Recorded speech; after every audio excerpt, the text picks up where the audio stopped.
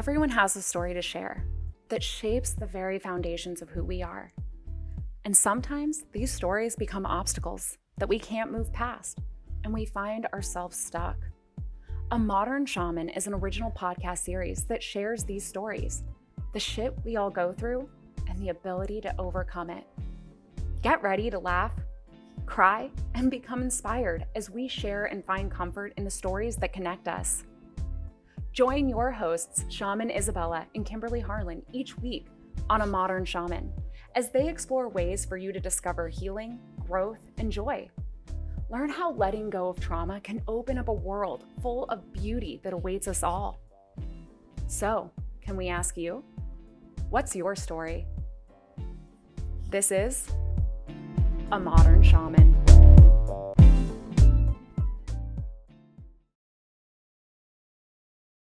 Hi, Kim. Hey, I didn't do what I normally do, right? Hello, welcome back to another episode of Twilight Zone. The Modern Twilight Zone. Yes, exactly. Yeah. This is our, I don't know what, maybe 17th show. And About there, I think. was on sensitives, being sensitive. And there was something I didn't talk about. So I definitely want to say, highly sensitive people can also have a thing around fabric. And not just it, not just fabric, but they feel, textiles or books or things or, like Ariel's book, she's going to be on our show, June 12th, giving her a plug. When it came and I felt it, I was like, oh, it reminded me, well, this isn't going to look great, right? But it reminded me of my deck of cards, the Good Vibes, because of the texture. So when I opened the Good Vibes for the first time, Kim, and I felt the booklet inside, I was like, oh, wow. Yeah. This feels amazing. So in a past life, I was actually a graphic designer for years and years and years. The whole time my kids were little, I worked at home, in my jammies and while they were sleeping at 3:00 in the morning, just like I do now.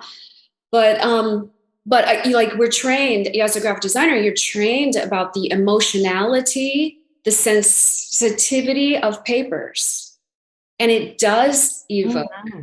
And then also, fast forward, took my graphic design work into marketing. And now, then eventually many years, a whole career path, I'm working in the fashion industry for pretty big clothing manufacturers in downtown LA.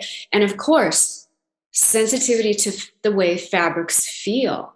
Yeah. And how expensive they feel or how cheap they feel and how they feel on your body. But are you talking about the physical feel or the emotional, it stirs up? That's really a good question. So the emotional feel for the deck of cards, and Ariel's book, when I felt the texture of it, it was emotional to me. Yes, I guess physically it's soft, it's silky, but it emotionally did something to me. For clothing, I think this happened because of the top I have on right now. I love this top, right? But I don't really like the way it feels. It's a knit kind of poly blend, probably. I cannot have wool on my skin. I can't have tags touching my skin. I remember yesterday I was like touching your arm and I was like, oh, you're soft like me. And you made me touch your belly. Like, oh, you're so soft, Bella. But that softness, really, and then finding out highly sensitive people have this thing with touching things and feeling, but yes, I'm very sensitive. You have to cut. I remember my mom cutting the tag out of my underwear because I couldn't stand. I was like, and I remember Victoria when she was little, she couldn't handle the top part of the sock. Have you ever heard of that? It's a thing. She also can't handle people crunching in her ear. And she found out that's an actual thing. Oh my God, I was married to that person. We couldn't go to the theater. Yes, that's another really crazy sensitivity. It's And his called, mother had it too. And it would drive us all crazy because he would make us feel like we were horrible people, ruining everything. We couldn't go to the movie theater. If somebody 6 rows back was eating popcorn and he could hear it, he would freak out. yeah, I mean, that's how I was. That's how I was with, and still am, with tags. There can be no tags. And I tried to cut the toe out from Victoria, but that didn't work. What you just said leads right into today's topic. Victim mentality. Ta-da. Now, not that, I mean, it's just how, oh, my brain is it's going faster than I can speak. So he definitely had that, but he blamed other people. Right. And I think that is the victim mentality rather than taking care of himself. And he was definitely a sensitive person. I mean, with everything you've talked about with the addictions, and I've met Harper and I see how sensitive she is, and you are, so the victim mentality is the blaming of other people. It's the staying stuck in the old narrative of what happened, right? Not being able to get over it and not being able to grow past it. And, continually being the victim of your own circumstances. So that's what we wanted to talk about today. And we would love to hear back from you and we can continue this conversation on another show as well. But just tell us what you think about that. How do you feel about your own circumstances and being a victim of your own circumstances? And well, it wasn't my fault. It was their fault. It was my parents' fault. And I always say you can blame your parents for the first 18 years, but after that, it's on you. I have heard that. In fact, my stepmother taught me that, but I don't know if I believe it. I don't know. Wait, why don't you believe? I don't know. You don't only blame them for the first 18 years? I don't know. I think we all take the shit to the grave. But it's not a good thing. Work. Yes, you will take it to your grave, and then guess what karma does? Throws it back at you, so you have to come back again and do it again. No, thank you. I'd like to clear all the karmic loops in this lifetime and not have to come back and repeat this. So, do you think that's possible? Do you think it's possible to clear your karma in this life?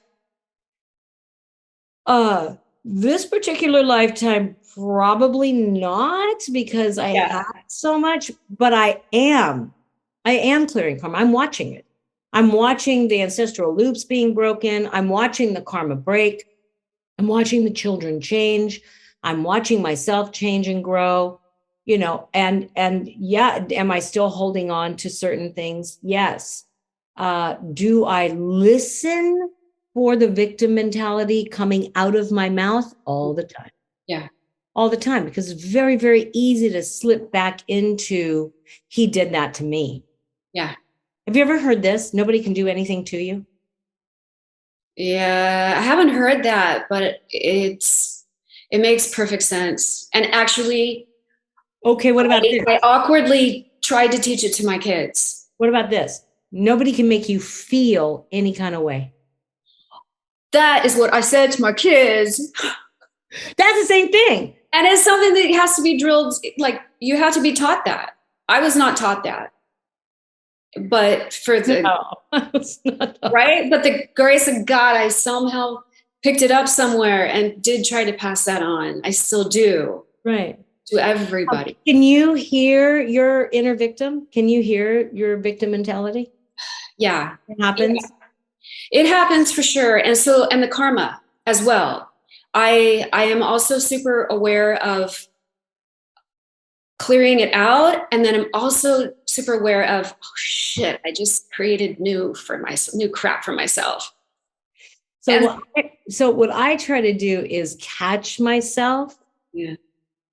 I just try to catch myself. Like I listen to what I'm saying. about myself and to myself. I listen to what I'm saying. And if it sounds victim-y, Yeah. no, thank you.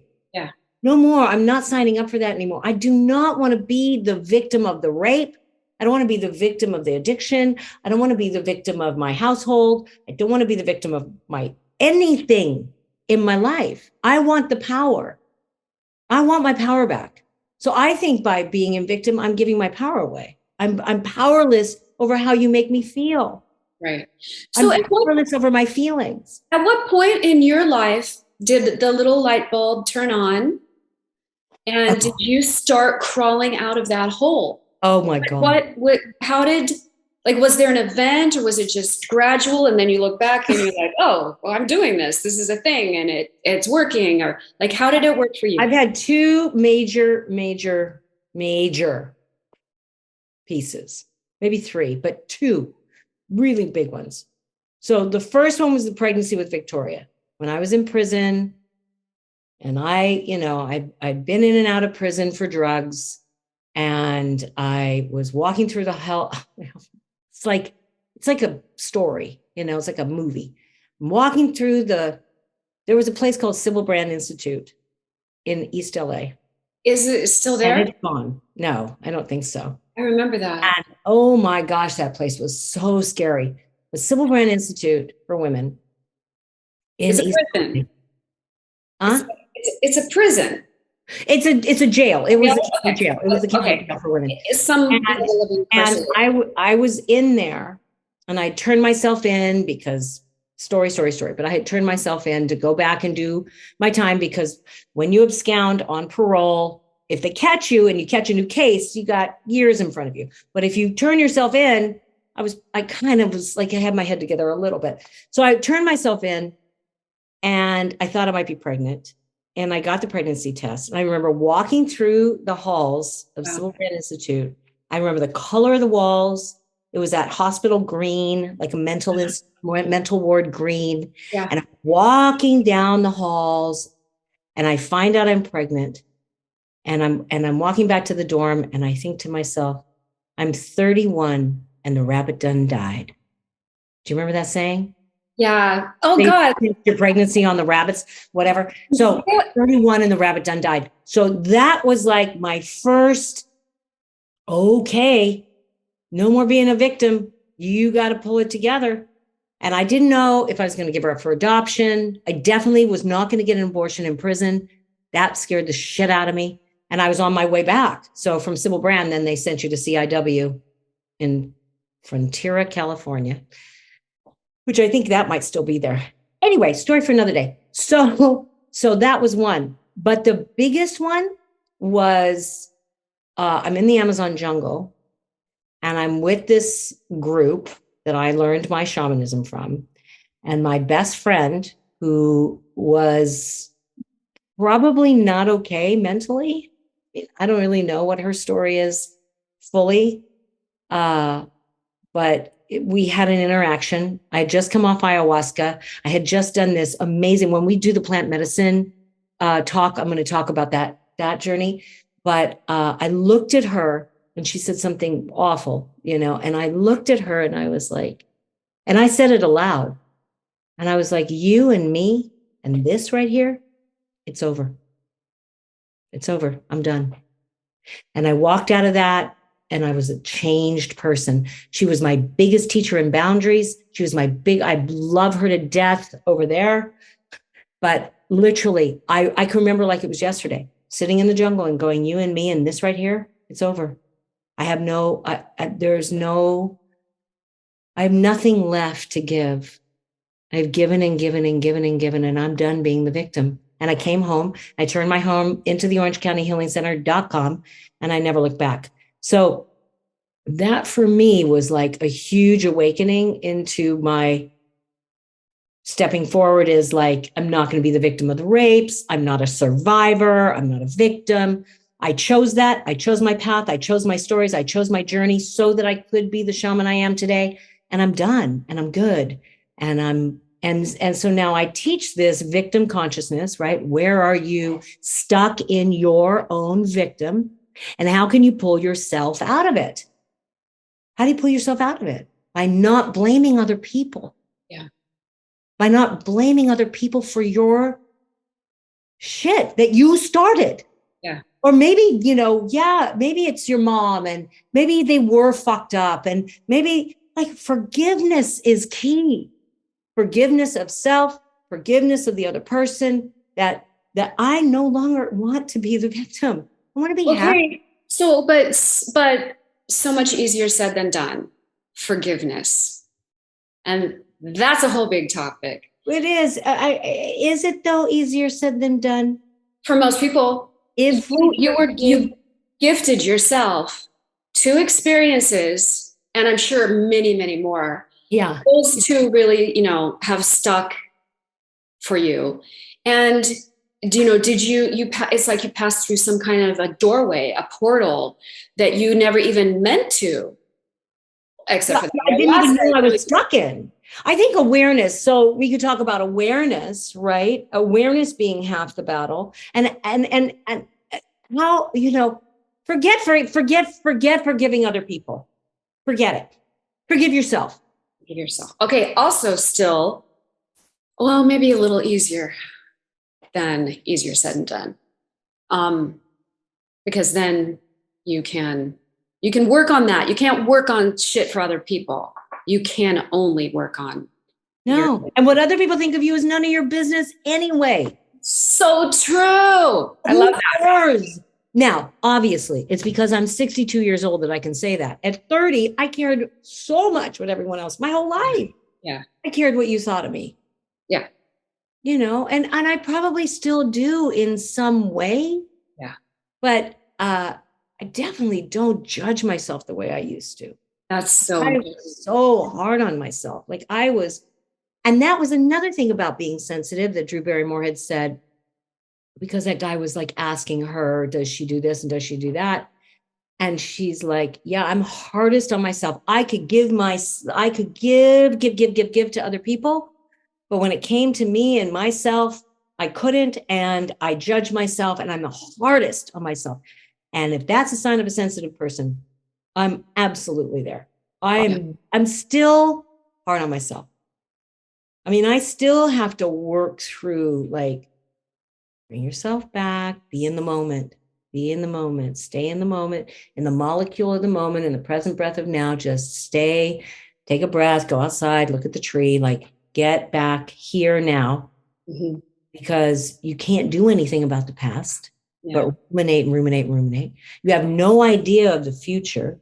And if you keep doing the same thing, that program, if you keep doing the same thing, expecting different results, you're not going to get anywhere. So like, take the road less traveled. I know what it's like to be the victim. I know what it's like to judge myself. I know what it's like to feel like the world is against me.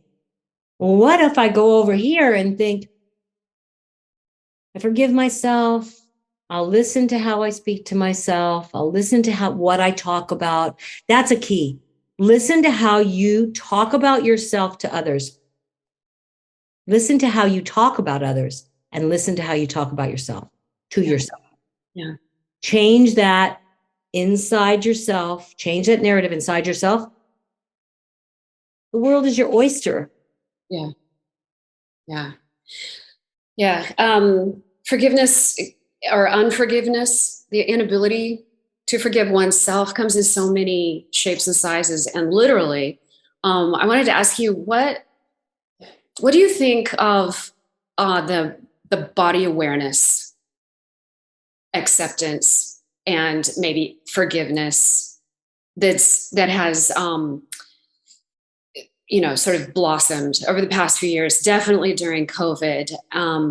There's so I love the whole acceptance thing, because being raised by the model mother, right. And that painting in the background, it was hard. And I was a very thin kid. I mean, I didn't eat. I was like, I just didn't eat. And then I was a drug addict. So I was very, very thin.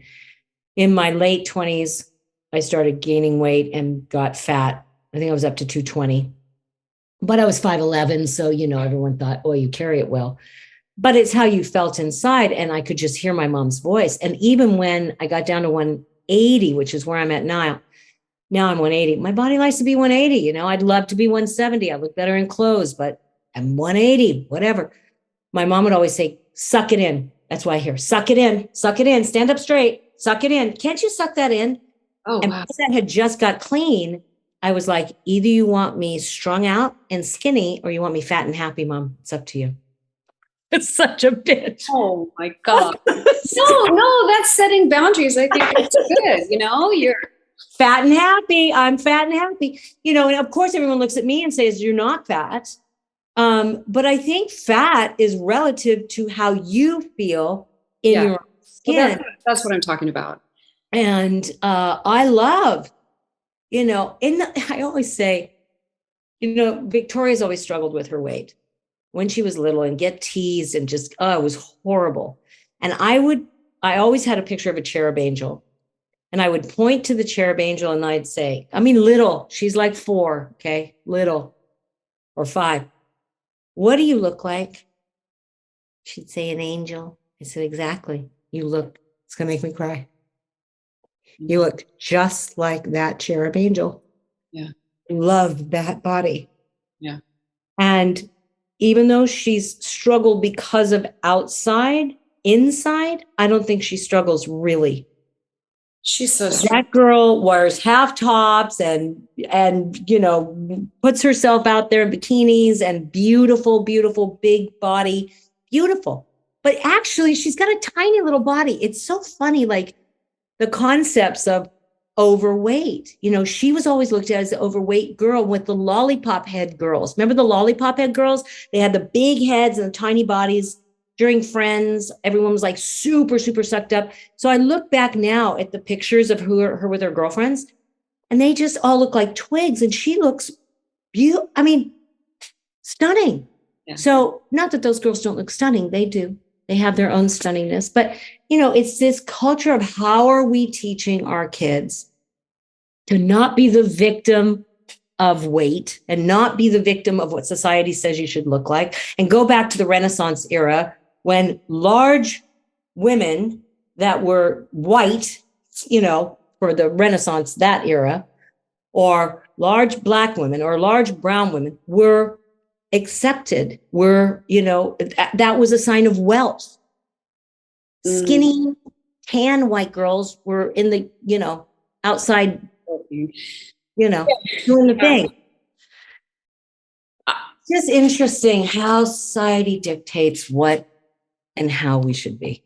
Oh yeah, and there's just been such a big shift recently in the past few years. Yeah, but it's really hard for me. Like, I can say that I've definitely, you know, been a victim of thinking that I am a lesser person because I gained weight. You know, I gained the COVID-19 plus. You know, I and I just lost it. And over congratulations over the past few 6 months.